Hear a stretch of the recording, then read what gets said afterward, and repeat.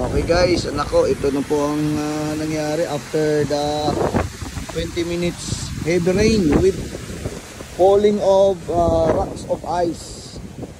Look, pwede ka na maglagay dito ng isda, oh. At dami, sobra, tignan mo. At katatapos ko lang din mag-ayos ng aking grahe. Sa totoo lang, kung ang kotse mo dito, yung ice yun, ha. Tignan mo yung grahe ko. Kung titingnan nyo, kung may nahina lang yung kotse, actually kakapasok ko lang yan, pero dito yung kanina, kung titingnan nyo, sobrang dami yan, oh. Bilog na bilog yan, oh. Oh, lalaki pa yan, ha. Sipin mo yan, ha, kung malaglagang ka yan, may mga buo pa yan, ha. May mo naman mga dahon dito, lagas-lagas talaga, oh. Siguro mga 20 minutes lang yan. Mga 20 minutes lang na ulan yan. With ice.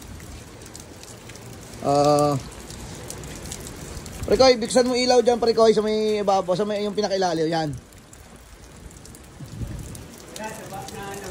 Nabasag na. Wala na, basag na. Ngayon nga po. Kasama ko sa bahay, naglilinis kasi.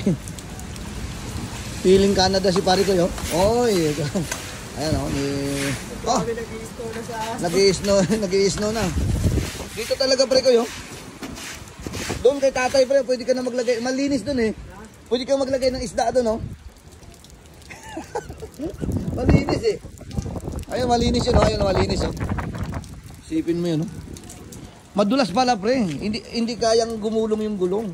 Oh, tinan mo, oh. Ayun, dumikit na, di ba? Tinan mo naman kung, sipin mo kung gaano kadulas yan. Pakan mo. Oh? Hindi, ito pre, madulas, oh. Ito mo, apakan mo to. Yung dumikit na sa ano. Madulas, pre. Oh. Kaya nga, hayaan mo lang. Ayan nga po, at ayun. Tinan mo naman yung force of water, mabilis. So, 20 minutes rain lang yan with falling rocks of ice. Ganyan po sa Saudi Arabia ngayon ang nangyayari. So, anyway, ayan lang. Yan lang yung bagong balita. Actually, nakahiga na ako niyan, ha. Nakahiga na ako niyan. Pero ito nga po nangyari. So, thank you guys. Ingat po kayo lagi. Lalo-lalo na rito sa Saudi Arabia na nagbabago-bago lagi ang weather. Ingat ka dyan, pre. Baka madapa ka dyan. Makamadulas. Ingat po kayo. Ayan po. Nagpapala na po ng ice dito. Akala ko buhangin lang, ngayon yelo na po ang pinapala. Ano masasabi mo sa Saudi Arabia, kapatid? Parang Canada na to. Ayan, oh. Nagpaplano ka sa Canada para sa Saudi pala, hirap ka na, eh. Ano na kaya kung nasa Canada ka na? Oo nga. Ito nga, oh. So ayan guys, parang dito lang yung tubig, pre. So, buti na lang galing tayong Canada, sanay na tayo. Itong kotse ko nag-sacrifice talaga yan kasi nasa labas yan kanina. Dito yung nakaparking sa harapan. Kasi wala naman kaming in-expect na uulan ng ganyan. So yan, sinalo lahat yan. Lahat ng mga buo-buo na yan na ice, sinalo lahat yan. So, bengkong. Nakita ko yung mga hood, bengkong talaga. Ang daming bengkong, pre, oh. Ang daming bengkong.